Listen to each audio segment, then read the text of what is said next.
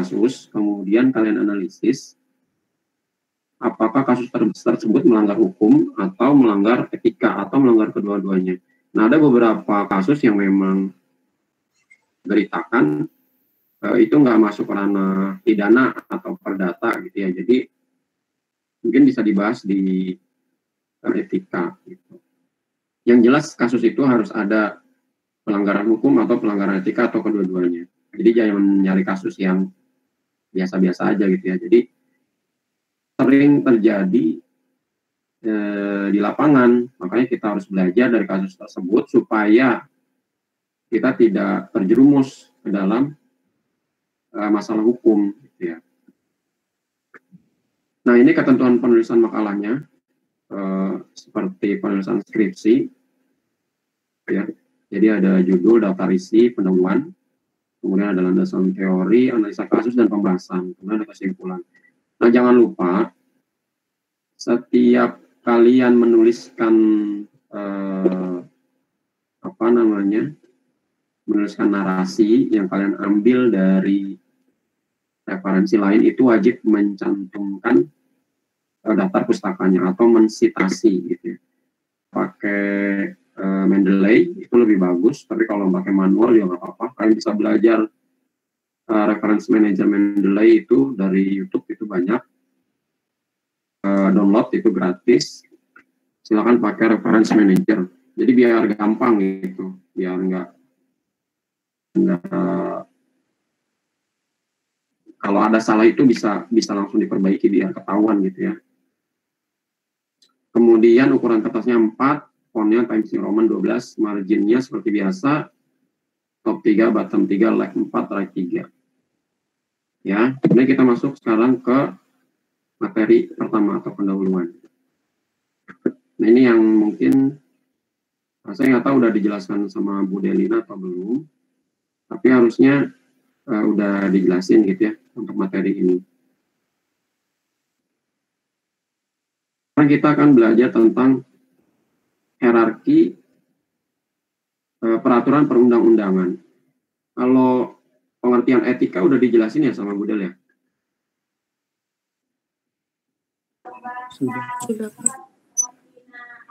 Sudah dijelasin? Sudah, Pak. Ya, oke, saya lewat aja. Nah, kalau hierarki peraturan perundang-undangan udah dijelasin atau belum? Belum, Pak.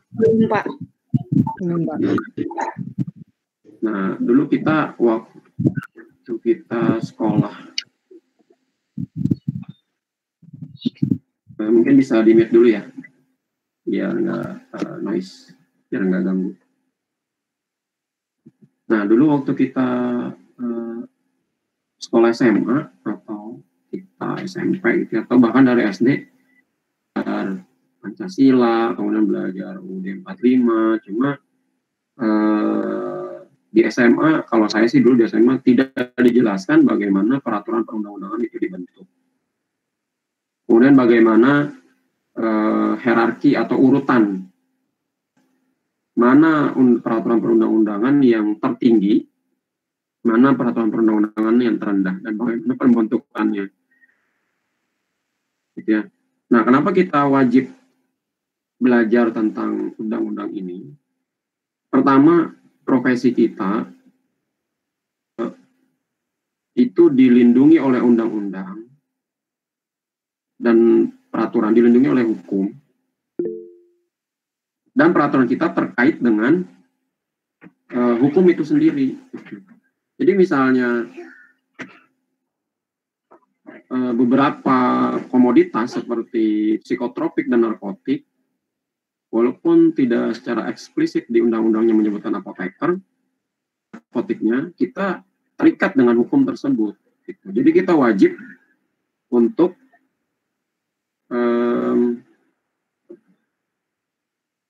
mengerti tentang peraturan perundang-undangan ini. Jadi kalau misalnya kalian nanti kerja di apotek, di klinik, itu harus paham kalau memang jawabnya cuti, jadi harus mendelegasikan kewenangan tanggung jawabnya itu kepada apoteker pendamping. Atau kalau nggak ada apoteker pendamping, boleh ke asisten apoteker yang paling senior gitu ya. Nah, hierarki peraturan atau tata urutan peraturan perundang-undangan Indonesia ini merujuk pada pasal 7 di Undang-Undang Nomor 2011 tentang pembentukan peraturan perundang-undangan atau kita singkat biasanya U12 2011. Ini nomor undang-undangnya itu biasanya berurutan sesuai tahun terbit gitu ya. Misalnya ini dirubah, minta tolong di mute. Pokoknya tolong di mute ya. Bapak jangan berisik, Bapak lagi udah berisik ya.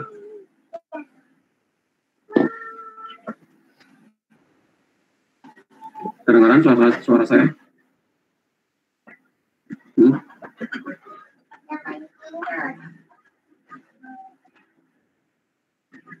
Belum biasa saya. Dia pakai email WN Jakarta nggak?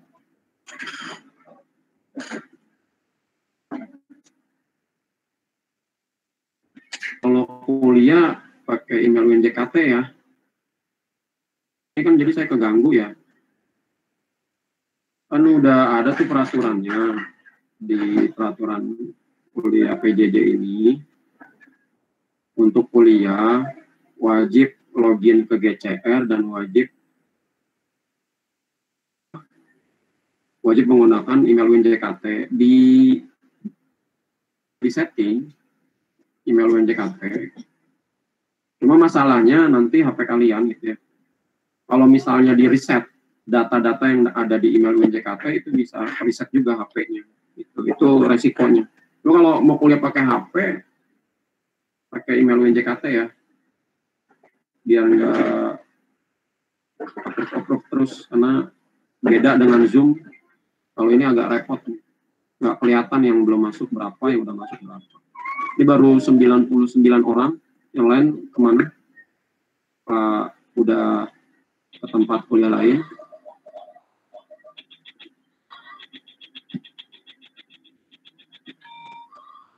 Oke, kita lanjut ya. Kedengaran? Kedengaran, Pak. Kita lanjut. Nah, jadi hierarki atau tata urutan peraturan perundang-undangan itu diatur oleh Undang-Undang Nomor 12 Tahun 2011 tentang undang-undangan. Nanti kalian bisa download atau kalian bisa lihat sendiri. Nah, di dalam undang-undang ini diatur bahwa jenis dan hierarki peraturan perundang-undangan yang paling tertinggi adalah Undang-Undang Dasar Negara Republik Indonesia tahun 1945.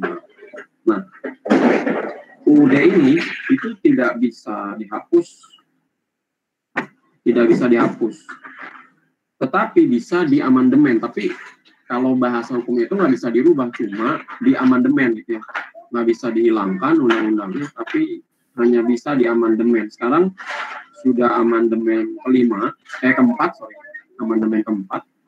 Setelah reformasi itu UUD, setelah reformasi tahun 1998, UUD kita udah 4 kali diamandemen gitu ya.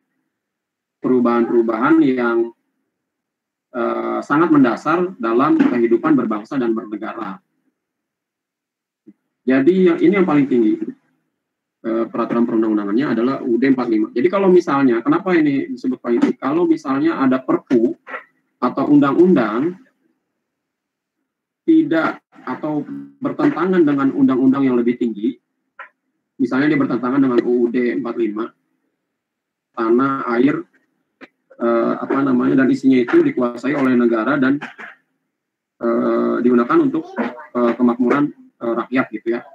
Cuma ada undang-undang tentang minerba yang menyatakan bahwa boleh dikuasai oleh swasta 100% tanpa pemerintah atau negara. Nah, itu bertentangan dengan Undang-Undang Dasar 45, UUD 45, itu bisa kita lakukan judicial review ke Mahkamah Konstitusi.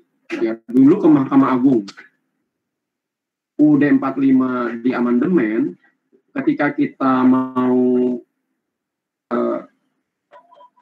judicial review atau menggugat suatu undang-undang atau peraturan pemerintah, Mahkamah Agung. Gitu ya. Waktu itu Mahkamah Konstitusi belum dibentuk. Jadi kewenangan Mahkamah Agung itu mengadili dan memutus perkara perdata, pidana, sama gugatan atas peraturan perundang-undangan. Nah, sekarang setelah diamandemen di UUD 45, coba kalian baca lagi.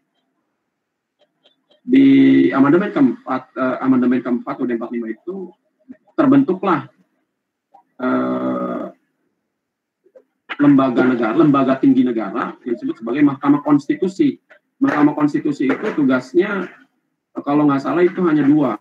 Pertama, tempat pertama dan terakhir untuk mengadili dan memutus berkaitan dengan peraturan perundang-undangan. Yang kedua adalah gugatan pilkada atau gugatan pilpres atau gugatan tentang pemilihan anggota legislatif. Itu di Mahkamah Konstitusi, bukan ke Mahkamah Agung gitu ya. Nah, di pengadilan kita juga ada beberapa sistem peradilan. Ada peradilan umum. Ada peradilan umum itu yang perdata, pidana gitu, yang pelakunya atau korbannya adalah sipil, pelakunya juga sipil. Kemudian ada peradilan militer. Itu biasanya pelakunya adalah tentara gitu ya. Orang-orang militer. Kemudian ada peradilan agama. Dulu peradilan agama itu di bawah Kementerian Agama. Nah, sekarang mereka peradilan agama sudah di bawah Mahkamah Agung gitu ya strukturnya, karena supaya satu visi dan sistem peradilannya nggak berantakan gitu ya, jadi dijadikan satu. Nah, beda dengan peradilan militer. Kalau peradilan militer itu dia koordinasi dengan Mahkamah Agung, tapi dia punya sistem peradilan sendiri gitu ya. Jadi kalau misalnya tentara berbuat pidana atau perdata, itu diadilinya di peradilan militer. Kecuali kalau dia desersi itu artinya dipecat, dia menjadi sipil lagi, dia diadili di peradilan umum. Nah, bagaimana dengan anggota kepolisian? Anggota kepolisian itu dulu masuk ke TNI atau ABRI, Angkatan Bersenjata Republik Indonesia, yang di bawah Panglima TNI. Kalau sekarang karena polisi dia misah lembagaan, polisi itu bukan di bawah Panglima TNI lagi. Dulu sebelum reformasi, polisi itu di bawah Panglima TNI. Gitu. Jadi kepala kepolisian itu biasanya tetap bintang 4, cuma dia di bawah Panglima TNI.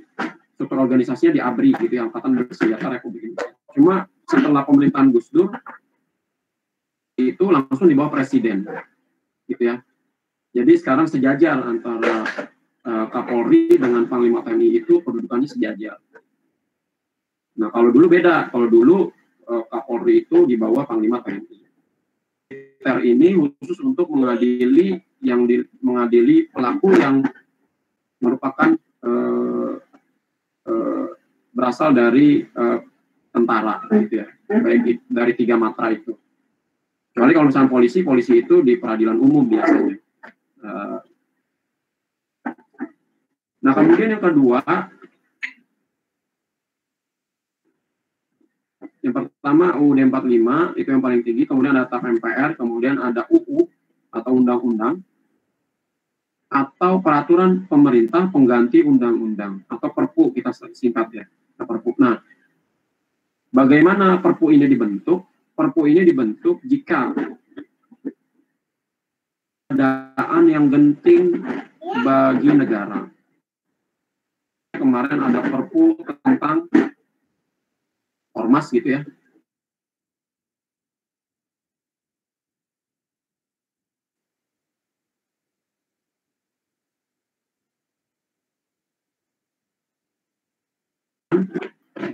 Yaitu dalam hal ini yang memegang kekuasaan,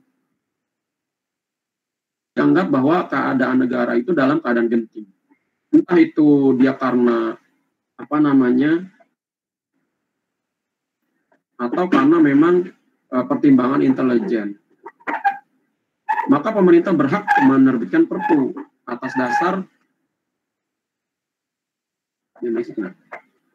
dasar bahwa negara itu dalam keadaan genting. Nah, waktu isu HTI kemarin, pemerintah menganggap bahwa kalau ormas-ormas ini tidak diatur, maka akan mengganggu keberlangsungan suatu pemerintahan. Maka perlu dibentuk peraturan pemerintah pengganti undang-undang. Nah, kenapa nggak undang-undang aja? Pertama, undang-undang itu harus dibahas oleh DPR. Harus dibahas oleh DPR bersama-sama dengan pemerintah. Nah, pemerintah yang mengajukan rancangan undang-undangnya atau RUU-nya, kemudian masuk ke dalam prolegnas, program legislasi nasional, setelah sidang paripurna, baru diundang-undangkan, maka menjadi undang-undang. Nah, itu prosesnya panjang, ada proses politik, ada proses musyawarah, ada proses kepentingan yang lain gitu ya. Maka kalau menerbitkan undang-undang itu dianggap lama, sementara pemerintah menganggap bahwa negara dalam keadaan genting. Maka diterbitkanlah Perpu atau peraturan pemerintah pengganti undang-undang. Contohnya yang kemarin itu. Bisa nggak digugat? Bisa, ke Mahkamah Konstitusi. Undang-undang aja bisa digugat gitu ya, ke Mahkamah Konstitusi. Nah, kalau Undang-Undang Dasar Negara Republik Indonesia itu nggak bisa. Amandemen di MPR. Gitu ya. MPR itu anggotanya dari DPR dan DPD. Anggotanya. Jadi harus diamandemen berdasarkan hasil musyawarah mufakat oleh MPR. Kecuali kalau undang-undang dan Perpu itu bisa kita gugat ke Mahkamah Konstitusi. Termasuk rancangan undang-undang kita yang kefarmasian itu yang gagal masuk prolegnas yang kemarin, gitu ya. Itu hanya sebatas RUU. Sebelum dibahas oleh pemerintah dan dibahas oleh DPR itu nggak akan jadi undang-undang. Bisa jadi nanti 10 tahun lagi baru jadi undang-undang, tapi udah nggak relevan dengan zaman saat ini. Maka undang-undang itu kenapa nggak harus dihafal tapi harus dimengerti, karena setiap tahun atau setiap 5 tahun atau setiap 10 tahun bisa jadi berubah karena perubahan sosial budaya dari masyarakat kita. Kemudian di bawahnya hierarki yang keempat adalah peraturan pemerintah atau PP yang kita pakai sebagai pegangan dalam melaksanakan ASN kita adalah PP nomor 51 tahun 2019 ya, tahun 2009 kalau nggak salah. PP 51 tentang pekerjaan kefarmasian. Nah, ini aja yang menjadi dasar hukum kita dalam melaksanakan pekerjaan kefarmasian. Makanya kenapa kita perlu undang-undang, karena PP ini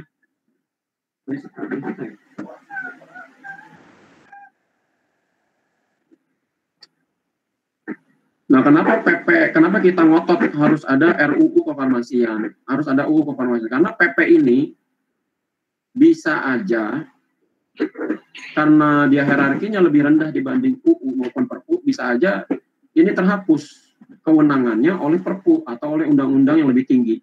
Misalnya undang-undang kesehatan, dia berbenturan dengan undang-undang kesehatan yang baru gitu ya. Undang-undang kesehatan itu nomor 35 tahun 2009. Nah, kalau dia berbenturan dengan PP 51 tentang pekerjaan kefarmasian, maka kita dianggap tidak berwenang, walaupun kita punya pegangan ini. Karena ada undang-undang yang lebih tinggi yang mengatur itu.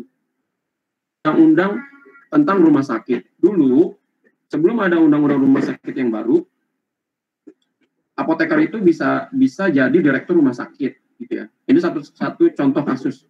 Bisa menjadi direktur rumah sakit. Direktur suatu rumah sakit gitu ya. Tapi sekarang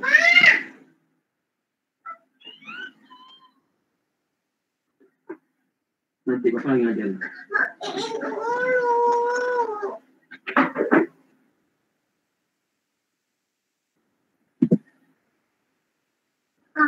Iya sebenarnya.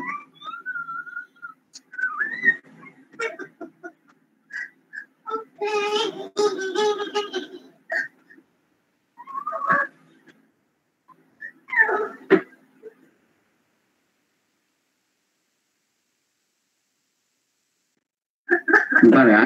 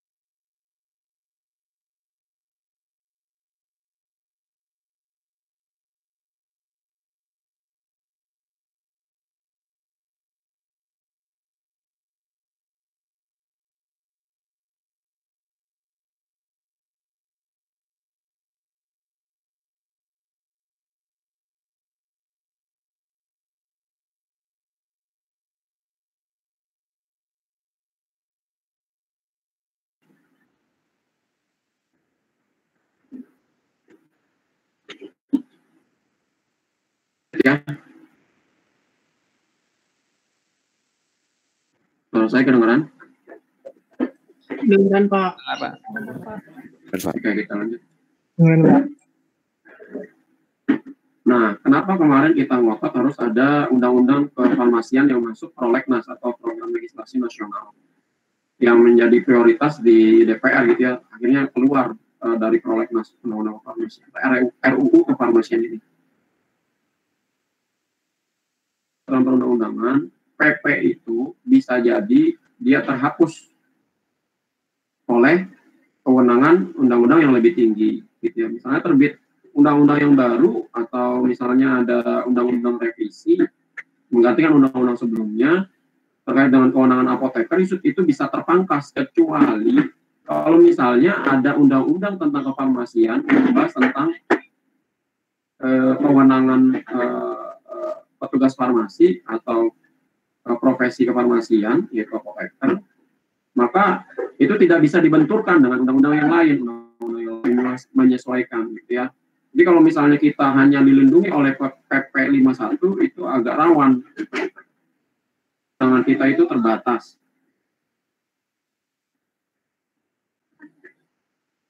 Kalau lagi ngajar saya.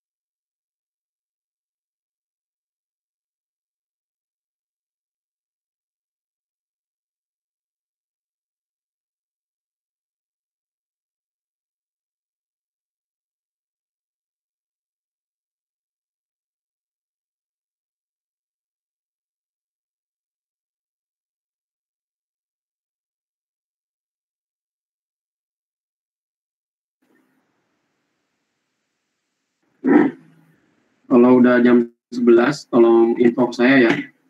Upload nanti lewat batas. Jam 11 kurang 10, tolong info saya.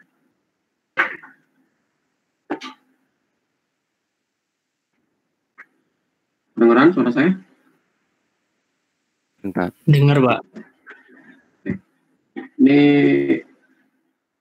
screen-nya ya. Kelihatan Pak. Udah Pak. Oke. Kita lanjut.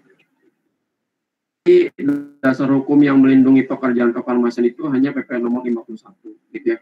Tapi kita juga terkait dengan undang-undang lain yaitu undang-undang kesehatan, undang-undang rumah sakit, kemudian undang-undang narkotik, psikotropik, undang-undang tentang perlindungan konsumen dan lain-lain ya. Nah, contoh kasus kemarin yang tadi saya jelaskan itu ada undang-undang tentang rumah sakit dulu sebelum ada UU rumah sakit nomor 44 kalau nggak salah yang baru. Dulu apoteker boleh menjadi direktur rumah sakit. Setelah undang-undang nomor 44 tentang rumah sakit terbit yang baru, itu apoteker nggak boleh sama sekali menjadi direktur rumah sakit. Jadi harus dokter atau dokter gigi. Dulu boleh apoteker, yang penting tenaga kesehatan, boleh apoteker, boleh ahli kesehatan masyarakat, itu boleh jadi direktur rumah sakit.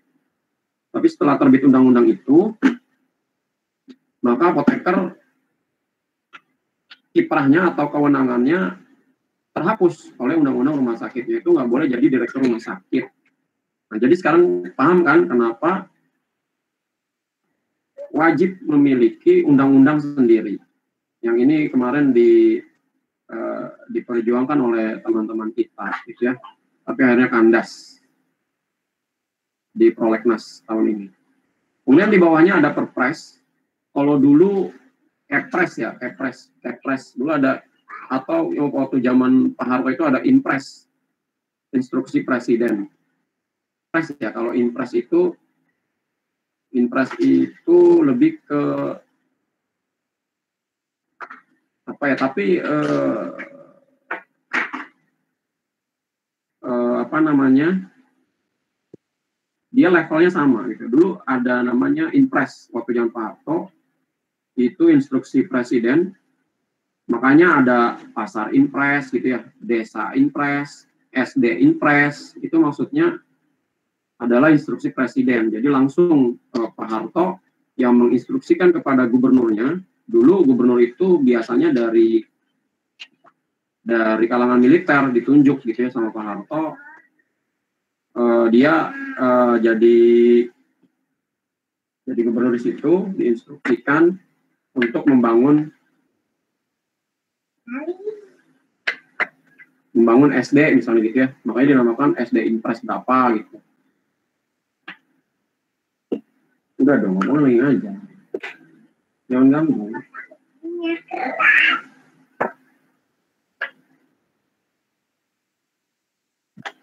Kemudian berikutnya ada Perda dan ada Perda kabupaten atau kota. Perda itu ada Perda provinsi dan ada Perda kabupaten kota. Hanya undang-undang otonomi daerah, maka diperbolehkan adanya Perda maupun Perda provinsi maupun Perda kabupaten kota. Nah, dengan adanya UU otonomi daerah ini, daerah juga bisa menerbitkan peraturan disebut peraturan daerah gitu ya, di tingkat provinsi maupun di tingkat kabupaten kota. Nah, ini adalah hierarki peraturan perundang-undangan yang harus kita tahu, bahwa kita sebagai apoteker bukan pekerja ya, makanya kita disebut sebagai profesi. Profesi itu ada kewenangan. Misalnya kita mendispensing obat keras dan dispensing narkotik psikotropik, atau dia sebagai penanggung jawab apotek, itu namanya wewenang, makanya disebut profesi.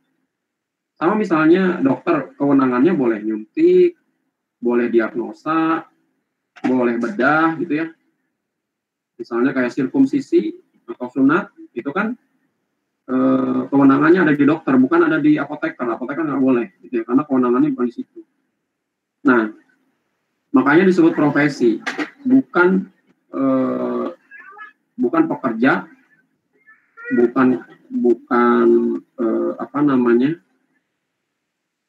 bukan buruh gitu ya, tapi profesi. Sama seperti dosen, guru, kemudian akuntan, itu profesi karena ada kewenangan di situ. Ya, itu bedanya profesi dengan pekerjaan biasa. Nah, kemudian ini yang paling penting.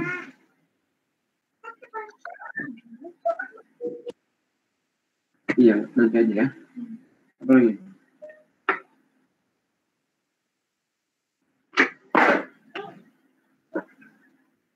Ini tempo aja.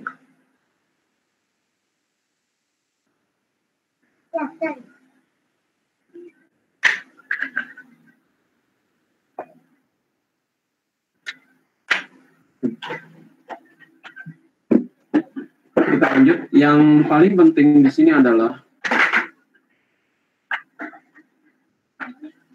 materi muatan mengenai ketentuan pidana hanya dapat dimuat dalam undang-undang, provinsi, atau perda kabupaten kota.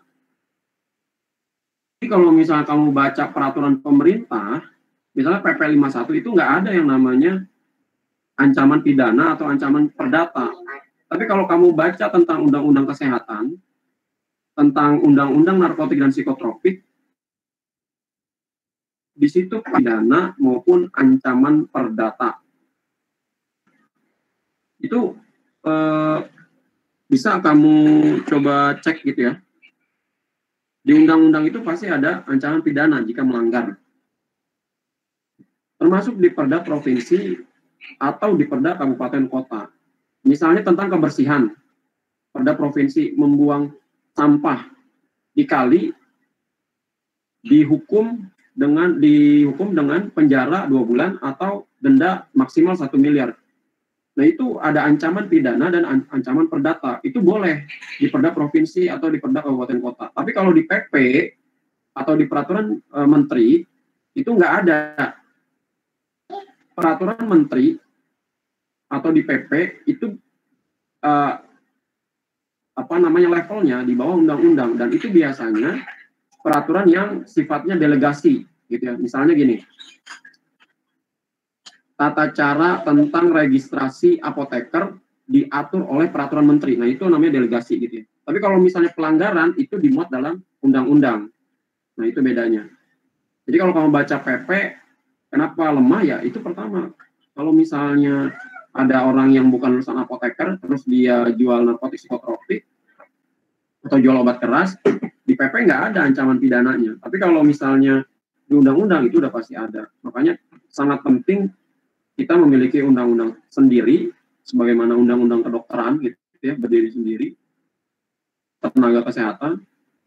Kemudian ada, kita maunya sejajar dengan dokter, harus ada undang-undang tentang kefarmasian, supaya kita pasti secara hukum dan dilindungi oleh hukum.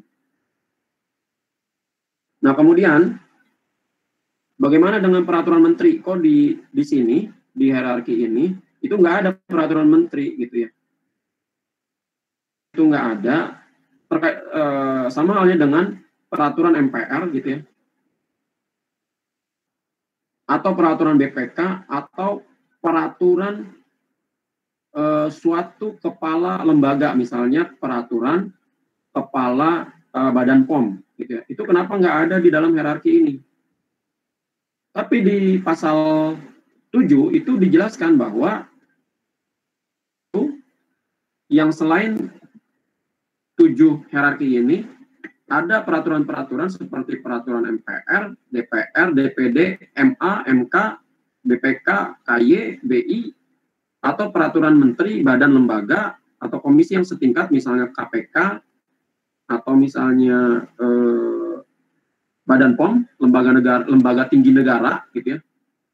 Lembaga tinggi negara, Badan POM itu termasuk lembaga tinggi negara, setara dengan kementerian.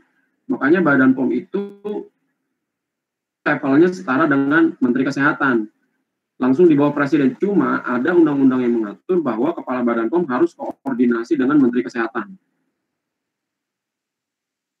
Gitu ya. Kalau dulu Badan POM itu bentuknya adalah Direktorat Jenderal di Kementerian Kesehatan. Namanya Direktorat Jenderal Pengawasan Obat dan Makanan. Kemudian berpisah menjadi Badan POM. Nah, di Kementerian Kesehatan tetap ada Direktorat Jenderal pengganti Badan POM ini, yaitu Direktorat Jenderal ya, Pelayanan Kefarmasian. Itu ada Direktorat Jenderalnya sendiri. Berarti itu eselon 1 yang bertugas, gitu ya, Direktur Jenderalnya.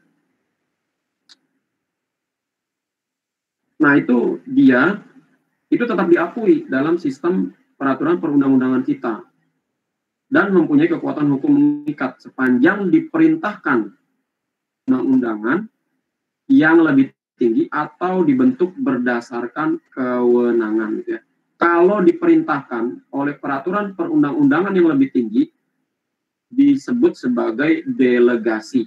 Misalnya yang tadi saya sebutkan, undang-undang tentang tenaga kesehatan, registrasi apoteker diatur oleh peraturan menteri. Itu namanya peraturan menteri yang didelegasikan atau diperintahkan oleh peraturan perundang-undangan yang lebih tinggi.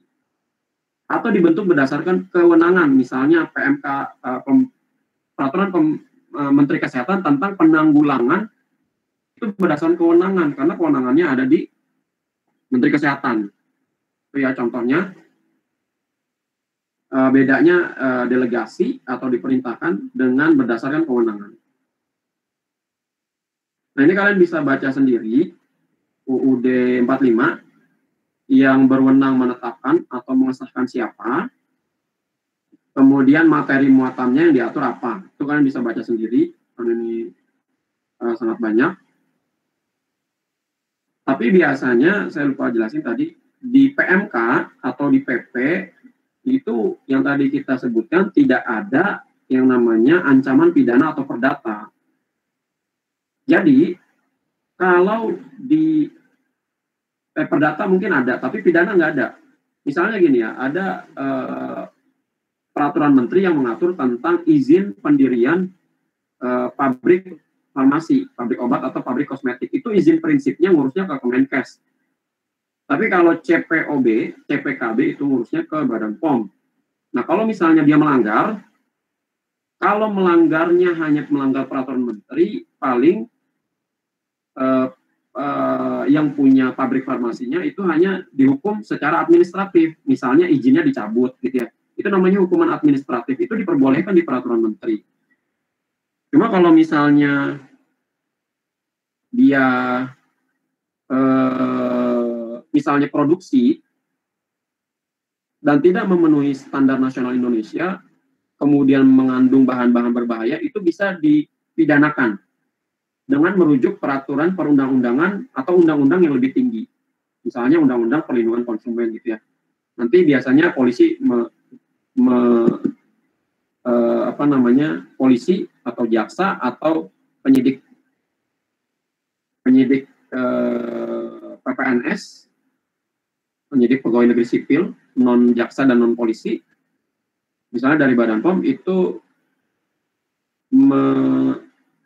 mengikat dia atau menuntut dia dengan undang-undang yang lebih tinggi, yang biasanya ada pidananya atau perdata. Dan ini nanti kalian bisa baca sendiri, yang berwenang siapa. UUD udah pasti yang berwenang adalah MPR gitu ya. Dan yang kelima berarti harus ada kekuatan politik yang besar untuk mengamandemen UUD 45 ini.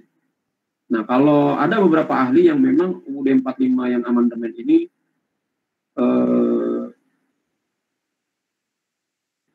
beberapa ahli yang bilang bahwa UUD 45 sudah tidak pas dengan saat ini gitu ya. Jadi harus diamandemen lagi, menjadi amandemen ke-5 gitu.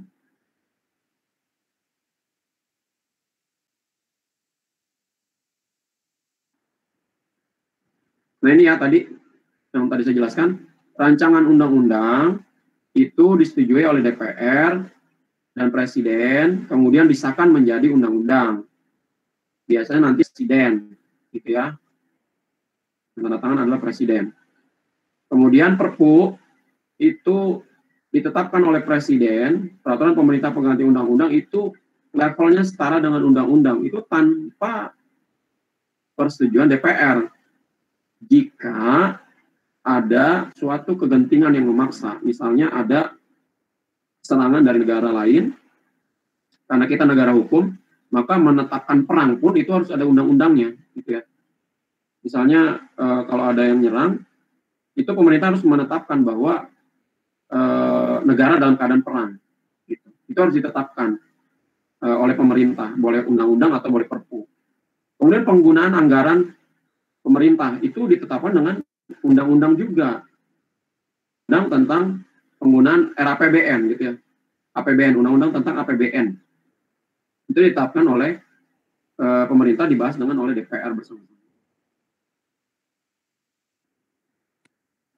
Nah ini bedanya perda provinsi dengan perda kabupaten kota, itu berisi muatan dalam rangka penyelenggaraan otonomi daerah, misalnya wajib berbusana muslim, kayak di Aceh gitu ya, kalau keluar harus pakai jilbab, nggak boleh pakai legging, atau nggak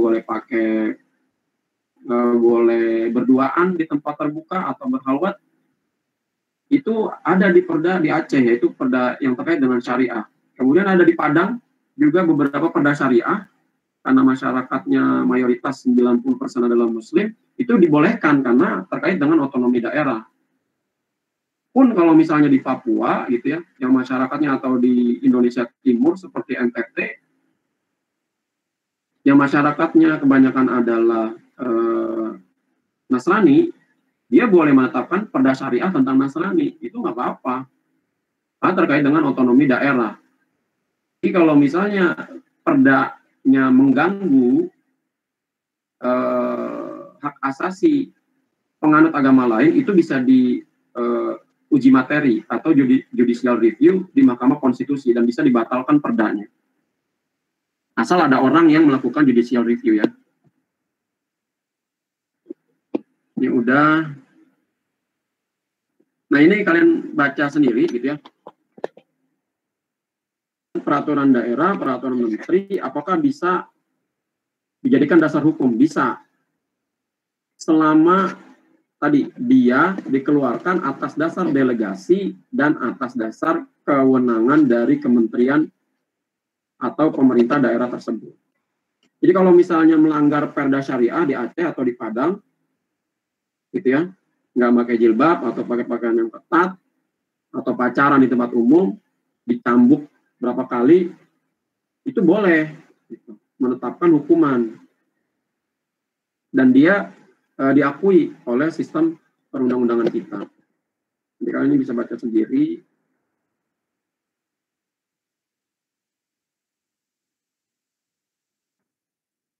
Terus ini.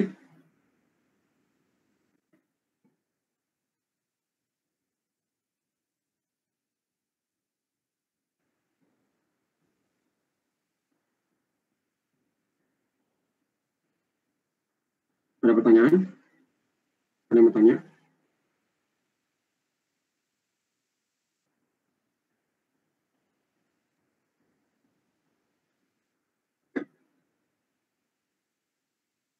Hai. Kalau ada yang mau tanya, silakan tanya terkait dengan materi maupun terkait dengan tugas gitu ya, kalau kurang jelas. Nah, untuk tugas, kalian punya waktu 1 bulan untuk menyelesaikan, kemudian kalian bisa presentasi gitu ya, dimulai dari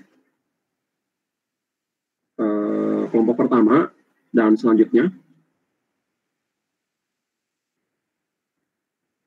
Tapi dalam 1 bulan itu wajib selesai makalah dan PowerPoint-nya itu dikirimkan ke email saya atau di Google Drive, dikumpulkan dulu di Google Drive, kemudian kasih linknya ke saya.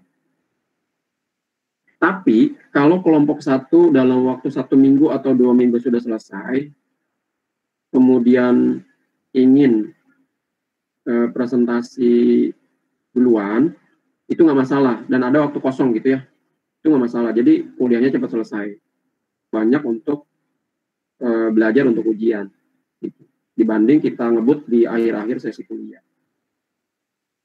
Sampai sini paham ya? Jadi punya waktu 1 bulan untuk mengerjakan tugas setelah bagi kelompok. Berarti sekarang tanggal 8, kalian kumpulkan tanggal 8 2020. Tapi kalau ada yang udah selesai, mau kelompok 3, mau kelompok 4, mau kelompok 5, mau maju duluan, itu nggak masalah gitu ya. Tapi yang wajib bulan presentasi adalah kelompok 1 terlebih dahulu. Oke, silakan, ada yang mau tanya tentang materi ini?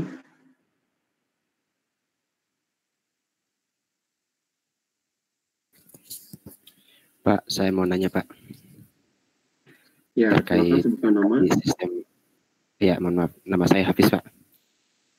Tadi mau nanya Pak terkait presentasi itu, misalnya kelompok 1 udah duluan selesai, misalnya presentasi duluan. Nah, misalnya dalam jangka waktu 1 minggu misalnya, kan di presentasi di jadwal Bapak dikasih waktu sekitar 1 bulan. Nah, kalau misalnya kelompok 1 tadi udah duluan presentasi di minggu pertama, nanti setelah itu kosong, itu berarti masuk materi Pak? Enggak, kan tadi saya sudah jelaskan ada 10 pertemuan gitu ya. 10 pertemuan itu hari ini dihitung 1 pertemuan, kemudian sisanya kan ada 1 UAS, kemudian ada sisa lagi 8 kali pertemuan. 8 kali pertemuan itu khusus untuk presentasi. Nah, kenapa tadi saya di awal bilang, kalau hanya kuliah tanya jawab, itu kan pasti bosan. Itu sudah saya terapkan metode tersebut pada saat-saat saya awal-awal ngajar mata kuliah ini tahun 2017. Gitu. Jadi ngerti enggak, ngantuk iya. Kalian presentasi, kalian akan berpikir kritis. Kira-kira kalian akan mencari dia melanggar pasal berapa, dia melanggar etika yang mana, dia melanggar hukum perdata atau pidana. Nanti otak kalian akan aktif. Dibanding saya presentasi atau jelaskan sendiri, kalian nggak bakal paham. Gitu. Kecuali kalian cari sendiri. Nah, setelah kalian presentasi, Saya kasih waktu 30 menit sampai 45 menit. Sisanya 10 menit ke depan itu untuk diskusi. Teman kalian wajib tanya, gitu ya. Wajib ada yang tanya.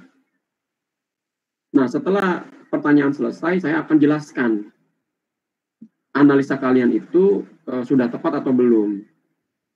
Yang kalian tampilkan itu sudah tepat atau belum. Kalau ada kasus yang tidak tepat, yang terkait dengan materi, maka harus direvisi, gitu ya. Nah, itu metode yang akan saya pakai dalam mata kuliah ini, supaya kalian paham.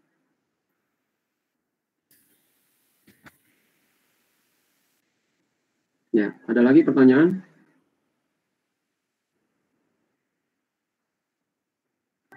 Bapak, saya ingin bertanya. Ya, sebutkan nama, silakan. Saya Hasan. Saya ingin bertanya Pak, kalau misalkan untuk yang TAP MPR itu sebenarnya kewenangan untuk dikeluarkannya itu dalam bentuk seperti apa sih Pak? Apakah misalkan untuk kepentingan tenaga kesehatan seperti apoteker itu bisa dikeluarkan di TAP MPR? Oke, pertanyaan yang bagus. Kalau TAP MPR itu berkaitan dengan kehidupan berbangsa dan bernegara. Spesifik contoh misalnya yang paling terkenal TAP MPR adalah pelarangan ideologi Marxisme, Leninisme, dan komunisme. Itu kan sosialis semua. Itu TAP MPR-nya setelah setelah G30 SPKI nggak pernah dicabut. Itu kan yang mengancam, kenapa ada TAP MPR tersebut? Karena mengancam keberlangsungan kehidupan bernegara kita. Makanya harus ada peraturan perundang-undangan yang lebih tinggi. Diterbitkanlah TAP MPR. Kalau undang-undang, hanya undang-undang yang diterbitkan, itu rawan gugat gitu. Misalnya undang-undang pelarangan tentang komunisme. Itu bisa aja ada orang yang gugat, yang berhaluan kiri gitu ya, ke Mahkamah Konstitusi, akhirnya dibatalkan undang-undangnya. Kemudian paham komunis yang dulu pernah menghancurkan negara kita, itu bisa jadi bangkit lagi. Gitu. Nah, kenapa hal-hal yang spesifik seperti pekerjaan kefarmasian, undang-undang kedokteran, itu nggak bisa dilakukan oleh MPR? Ya tadi saya sebutkan, MPR itu ketetapan MPR yang terkait dengan haluan negara, gitu ya, bangsa umum, misalnya ideologi politik, negara, kemudian lambang, kemudian penetapan presiden dan lain-lain, itu ditetapkan oleh TAP MPR. Nggak bisa dia menetapkan suatu hal yang spesifik, gitu.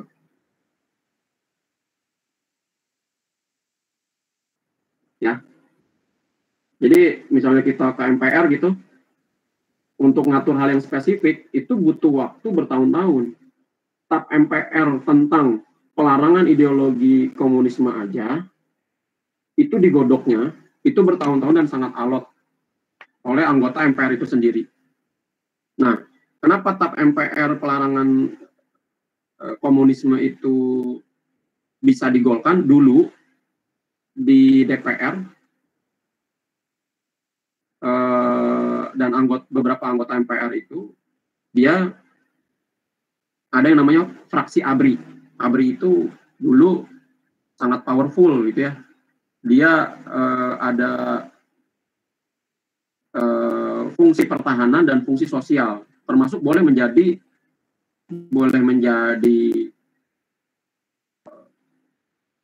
gubernur, boleh menjadi wali kota, tentara. Makanya dulu TAP MPR yang tentang komunisme bisa gol karena ada fraksi ABRI di situ yang dipimpin oleh Jenderal Abdul Haris Nasution waktu TAP MPR itu.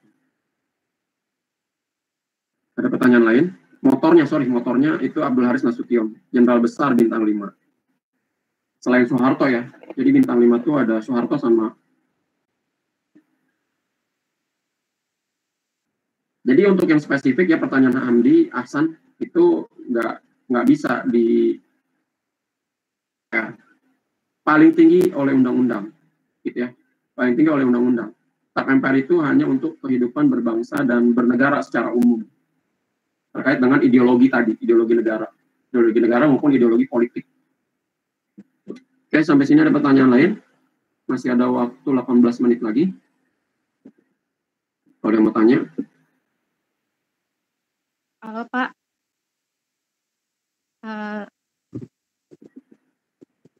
Saya mau bertanya Pak. Ya, silakan sebutkan namanya. Nama saya Rania Pak. Kan yang Bapak bilang tadi, kalau misalnya RUU itu bakalan dibahas sama Presiden dan MPR. Semisalnya RUU, ya semisalnya RUU itu udah disahin nih Pak, amin. RUU farmasi udah disahin. Terus kan nanti bakalan dibahas sama Presiden dan MPR untuk dijadikan UU ya kan Pak. Nah, sementara MPR sama Presiden kita tuh bukan seorang farmasis gitu Pak. Jadi dia kayak kurang tahu gitu ilmu tentang farmasi. Nah, untuk ngebahas RUU menjadi UU ini apakah boleh ikut campur tangan dari apoteker gak sih Pak untuk ngebahas? Karena kan MPR dan Presiden kita itu bukan seorang apoteker yang paham tentang RUU ini gitu Pak. Itu sih Pak pertanyaannya. Oke. Pertanyaan yang bagus. Ya. Apakah paham Presiden dan orang-orang DPR itu tentang kefarmasian? Pertama, rancangan undang-undang itu atau dirancang oleh pemerintah dulu awalnya, atau boleh dirancang oleh DPR, tapi biasanya dirancang oleh pemerintah. Nah, kalau misalnya rancangan undang-undangnya terkait dengan kesehatan, maka dirancang bersama-sama Kementerian Hukum dan HAM oleh Kementerian Kesehatan. Jadi di setiap kementerian itu ada ahli hukum. Kalau kamu lihat ya, di struktur organisasi itu di Inspektorat Jenderal atau di setiap Direktorat Jenderal itu ada staf ahli hukum. Beliau-beliau ini adalah lulusan doktor atau S3. Nah, terkait dengan RUU kefarmasian atau RUU Undang-Undang Kesehatan atau Undang-Undang Kedokteran, pemerintah itu merancang, bukan presiden yang merancang, tapi dari Kementerian Hukum dan HAM itu membahas bersama-sama dengan kementerian terkait. Kalau undang-undang tentang kesehatan atau kefarmasian, ya kita bahas bersama-sama dengan Badan POM, bersama-sama dengan Kementerian Kesehatan, bersama-sama dengan Kementerian Hukum dan HAM, dan diundang beberapa ahli dari praktisi kesehatan maupun dari universitas. Gitu. Jadi nggak gampang membuat RUU, termasuk organisasi profesi, itu pasti dilibatkan. Gitu ya.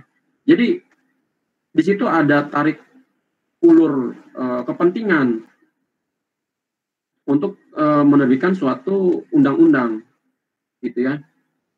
Jadi agak sulit, makanya kenapa RUU itu jadinya lama, yaitu dia terkait dengan birokrasi. Kecuali kalau misalnya RUU kita boleh kita mengajukan dari Kementerian Kesehatan atau Badan POM aja, terus kita ngajukan ke Kementerian Hukum dan HAM. Kementerian Hukum dan HAM melalui Presiden mengajukan ke DPR.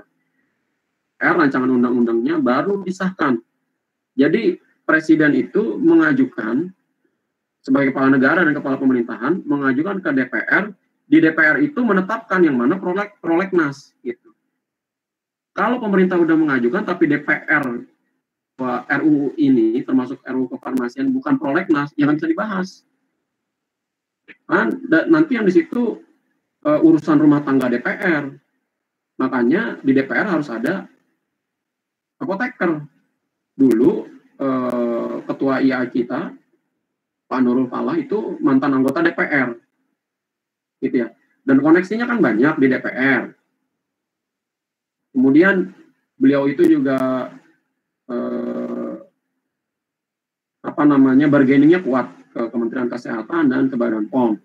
Maka beliau memperjuangkan RUU kefarmasian ini supaya masuk ke dalam prolegnas, dan itu ada lobby-lobby politik. Kalau buat anggota DPR, ya ada untungnya nggak buat gua? Kalau misalnya gua sahkan RUU ini, karena ngebahas satu RUU itu butuh waktu berbulan-bulan. Karena ada kepentingan politik dari tenaga kesehatan lain. Gitu ya. Makanya mungkin kalian ini ya, dari kalian ini nanti setelah lulus jadi pengusaha, setelah jadi pengusaha ada yang jadi anggota DPR. Karena jangan masa bodoh dengan politik, karena politik kita menentukan arah kehidupan kita ke depan, termasuk profesi kita. Nggak ada yang dukung secara politik ya percuma, makanya keluar dari prolegnas gitu. Keluar itu belum tentu batal gitu ya, tapi terpendam entah ke urutan 100 berapa gitu ya, itu lobby-lobbynya akan lama lagi. Anggota DPR-nya komposisinya sama seperti sekarang, dilobi oleh ketua IAI kita atau dari Badan POM atau Kementerian Kesehatan gitu. Jadi kita berdoa aja semoga tahun depan atau misalnya 2 tahun lagi atau misalnya di DPR periode berikutnya itu ada yang peduli tentang pekerjaan. Nah kalau sekarang kan lebih banyak tentang kemiskinan, pendidikan gitu ya.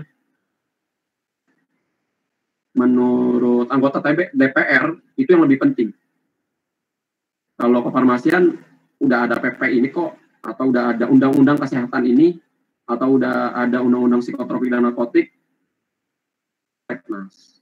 gitu ya. Saya kira gitu. Jadi tadi urutannya ya, RUU-nya itu dirancang, kemudian bekerja sama dengan Kemenkumham, Kementerian Hukum dan HAM, diajukan ke DPR melalui Presiden. Jadi Presiden mah nggak tahu ya tentang undang-undang itu. Mungkin beliau baca, tapi beliau tidak akan mendalami karena banyak banget urusan Presiden itu. Kalau misalnya dari Menteri Hukum dan HAM-nya udah lolos, dari pembantunya udah lolos, ya Presiden tanda tangan aja, langsung ajukan ke DPR. Nanti dibahas RUU, baru disahkan. Disahkan itu baru menjadi undang-undang, atau bahasa hukumnya adalah diundang-undangkan. Kalau kalian baca undang-undang itu, pasti di bawahnya ada diundang-undangkan di Jakarta, tanggal sekian-sekian, tanda tangan Presiden, atau atas nama Presiden, Menteri Hukum dan HAM. Gitu ya. Kalau dulu, kalau zaman Soeharto itu Mensesnek, Menteri Sekretaris Negara, atau bisa pakai Mensesnek gitu ya. Tergantung siapa yang tanda tangan. Tapi biasanya Presiden yang tanda tangan. Gitu ya. Ada pertanyaan lain? 11 menit. Malu kalau nggak ngerti ya silakan tanya. Saya kasih waktu 5 menit lagi. Udah paham tugasnya?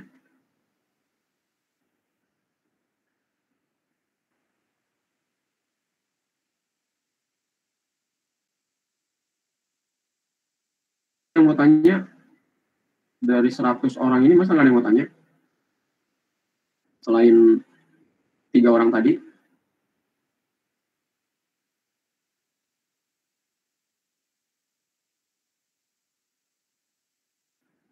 Ada yang mau tanya? Kalian udah paham semua ya. Kalian presentasi. Presentasinya itu boleh dibagi-bagi bagiannya. Tiap kelompok. Nanti ada juga yang tim yang siap-siap untuk ditanya. Gitu ya. Jadi kuliahnya bisa aktif. Misalnya memang bingung tanya ya. Kalau diam aja saya anggap udah ngerti.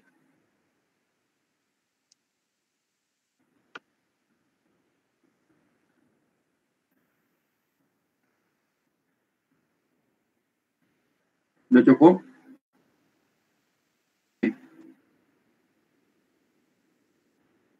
Mana PJ-nya?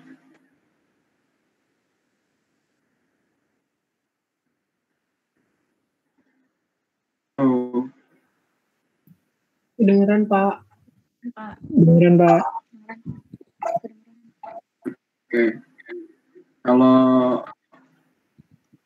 saya akhiri kuliah hari ini, dan jangan lupa kita ketemu sebulan lagi.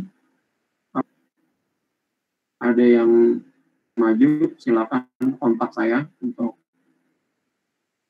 biar cepat selesai. Isi absen di GCR sebentar lagi saya posting ya.